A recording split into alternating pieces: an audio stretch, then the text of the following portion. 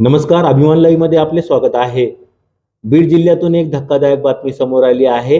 येथील उपप्रादेशिक परिवहन कार्यालयातच तोत्या आरटीओ इन्स्पेक्टर पकडल्याने वाहनधारकात एकच खळबळ उडाली आहे। या संदर्भात मिळालेली अधिक माहिती अशी की आज सोमवार दिनांक 4/3/2024 रोजी बीड येथील उपप्रादेशिक परिवहन कार्यालयात राहुल नाईकवाडे राहणार बीड हा अंगावर खाकी घालून आरटीओ इन्स्पेक्टर म्हणून फिरत होता।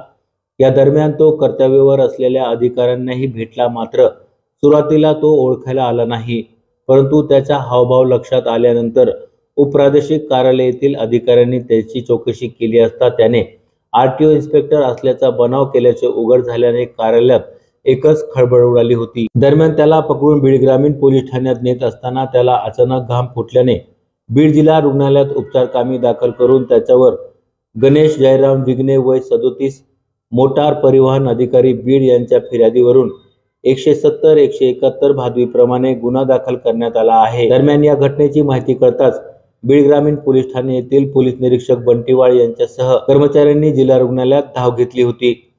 रोजच्या ताज्या घडामोडी जाणून घेण्यासाठी आमच्या चॅनलला लाईक करा, सबस्क्राइब करा आणि बेल आयकॉन दाबा। अभिमान लाईव्ह साठी अमजद खान, बीड। काय प्रकार आहे सर आणि कोणत्या पद्धतीने कशावरून तिची शहानिशा झाली की तो त्या अधिकारी आहे?